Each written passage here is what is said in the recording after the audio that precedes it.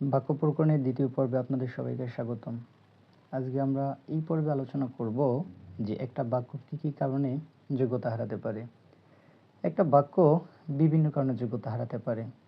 তো এর 1 নম্বরে আমরা পাবো হচ্ছে রীতিসিদ্ধ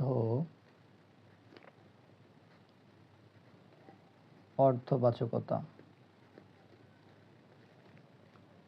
রীতিসিদ্ধ অর্থবাচকতার যদি আমরা একটা সহজ সরল অর্থ বের করি, সেটা হচ্ছে প্রচলিত অর্থ।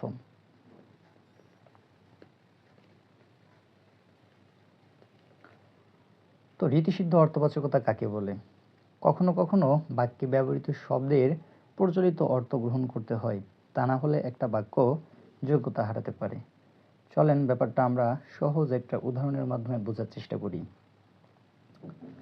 একটা শব্দ আছে বাঁশি। বাঁশি শব্দের গঠনগত অর্থ হচ্ছে বাঁশ দ্বারা নির্মিত যে কোনো ধরনের সামগ্রীর নামই হচ্ছে কি বাঁশি। কিন্তু এই বাঁশির একটা প্রচলিত অর্থ আছে, সেটা হচ্ছে কি এক ধরনের বাদ্যযন্ত্র। তো আমরা যদি এই বাঁশি শব্দটার প্রচলিত অর্থ গ্রহণ না করি, তাহলে ওই বাক্যটা কি হারাবে? যোগ্যতা হারাবে। আর একটা বাক্য যোগ্যতা হারালে সেই বাক্যকে আর সার্থক বাক্য বলা যায় না। আমরা আরও একটা উদাহরণ দেখি। একটা শব্দ আছে হস্তি। হস্তি শব্দের গঠনগত অর্থ হচ্ছে হাত আছে যার, তাকে বলা হয় হস্তি। কিন্তু এর একটা প্রচলিত অর্থ আছে। প্রচলিত অর্থ হচ্ছে কি এক ধরনের প্রাণী। এক ধরনের প্রাণী।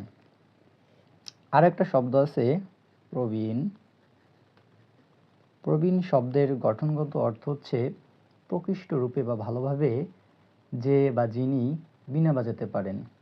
কিন্তু এর প্রচলিত অর্থ হচ্ছে অভিজ্ঞতা সম্পন্ন ব্যক্তি। আরেকটা শব্দ আছে বাধিত। বাধিত শব্দের গঠনগত অর্থ হচ্ছে বাধাপ্রাপ্ত, কিন্তু বাধিত শব্দের প্রচলিত অর্থ হচ্ছে কৃতজ্ঞ। এই যে শব্দগুলো আমরা এখানে লিখেছি, এই শব্দগুলো দুইটা অর্থ আছে, একটা গঠনগত অর্থ আর একটা হচ্ছে প্রচলিত অর্থ। এখন এই শব্দগুলোর প্রচলিত অর্থে যদি আমরা বাক্যে প্রয়োগ না করি, তাহলে একটা বাক্য কি হারাতে পারে?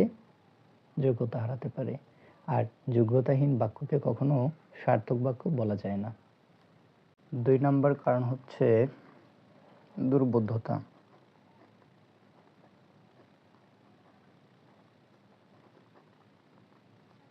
বাক্যে অপ্রচলিত বা দুর্বোধ্য শব্দ ব্যবহার করলে একটা বাক্যের যোগ্যতা নষ্ট হয়। আমরা একটা উদাহরণ খেয়াল করি। তোমার অপাঙ্গে জল কেন? আরেকটা বাক্য খেয়াল করি, তুমি আমার সাথে প্রপঞ্চ করেছ। এখন আপনাকে যদি জিজ্ঞেস করা হয় উপরের বাক্যের এই যে শব্দটা অপাঙ্গে, অপাঙ্গে শব্দের অর্থ কি? এটার অর্থ কি আপনি জানেন? আবার যদি প্রশ্ন করা হয় দ্বিতীয় বাক্যের এই যে একটা শব্দ প্রপঞ্চ, এই প্রপঞ্চ শব্দের অর্থ কি? আপনি কি এই প্রপঞ্চ শব্দের অর্থটা জানেন? নিশ্চয়ই জানেন না। যেহেতু জানেন না, এই শব্দ দুইটা আপনার কাছে কিন্তু দুর্বোধ্য শব্দ। আর এরকম দুর্বোধ্য শব্দ যদি আমরা বাক্যে ব্যবহার করি, তাহলে একটা বাক্যের যোগ্যতা নষ্ট হয়, এবং বাক্যের যোগ্যতা নষ্ট হলে সেই বাক্যকে কখনো সার্থক বাক্য বলা যায় না। এই যে উপরের বাক্যে যে অপাঙ্গে, অপাঙ্গে শব্দের অর্থ হচ্ছে চোখের কোণে। চোখের কোণে।